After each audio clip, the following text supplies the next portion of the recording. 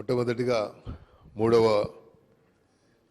తెలంగాణ ఏర్పడ్డ తర్వాత మూడవ స్పీకర్గా మీరు ఎన్నికైనందుకు మిమ్మల్ని ప్రతిపాదించినటువంటి పార్టీలందరికీ ముందుగా నేను ధన్యవాదాలు తెలియజేసుకుంటూ, అన్నగారుల కుటుంబంలో జన్మించినటువంటి మీరు ఒక రైతు కుటుంబం ద్వారా ఎంపీటీసీగా అంచెలంచెలుగా ఎదుగుతూ ఎన్నో ఒడదొడుపులను ఎదుర్కొని ఒక పక్కన కుటుంబ బాధ్యతని, ఒక పక్కన ప్రజా సమస్యల్ని సమన్వయం చేసుకుంటూ ఈరోజు మీరు ఒక దళిత కుటుంబంలో పుట్టి ఉన్నతమైనటువంటి పవిత్రమైనటువంటి ఒక శాసనసభకు శాసనసభ్యుడిగా ఏకగ్రీవంగా ఎన్నుకోబడడం నిజంగా అదృష్టంగా, ఈ యొక్క సభ యొక్క సభ్యుల యొక్క అదృష్టంగా నేను భావిస్తూ ఉన్నాను.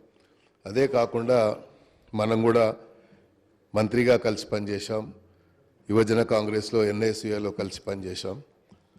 మరి ఈరోజు మా మరి మాజీ ముఖ్యమంత్రి గారు కల్వకుంట్ల చంద్రశేఖరరావు గారు ఎప్పుడైతే ఇక్కడి నుంచి ప్రతిపాదన వచ్చిందో, మీ పేరు వచ్చినప్పుడు ఇనానిమస్గా అందరూ సహకరించాలని మా తరఫున, మా పార్టీ తరఫున మా కార్యనిర్వాహక అధ్యక్షులు కేటీఆర్ గారు దానికి ప్రోత్సహించి మీకు సహకరించడం జరిగింది.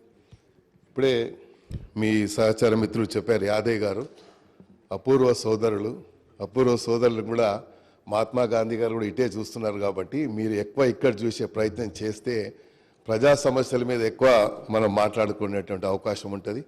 ఎందుకంటే ఇది ఒక పవిత్రమైనటువంటి దేవాలయంలో ప్రజా సమస్యల మీదే ఎక్కువ మనం మాట్లాడుకునేటువంటి అవకాశం ఉంటుంది.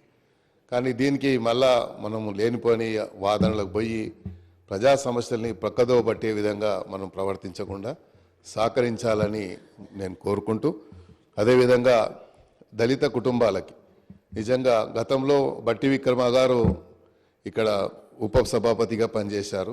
దాని తర్వాత మూడవ తెలంగాణ వచ్చిన తర్వాత మీరు సభాపతిగా కావడం దళిత వర్గాలకే గర్వకారణమని వారందరి తరఫున, మా నియోజకవర్గం ప్రజల తరఫున కూడా మీకు శుభాకాంక్షలు తెలియజేస్తూ, మీరు చేపట్టినటువంటి బాధ్యతని సక్రమంగా నిర్వహించే విధంగా భగవంతుడు మీకు ఆశీర్వాదం ఇవ్వాలని, మీరు మొన్ననే మీ సతీమణిని కోల్పోయిన తర్వాత మరి మీకు ఇంకా బాధ్యతలు ఇప్పుడు పెరిగాయి, కుటుంబ బాధ్యతలు పెరిగాయి.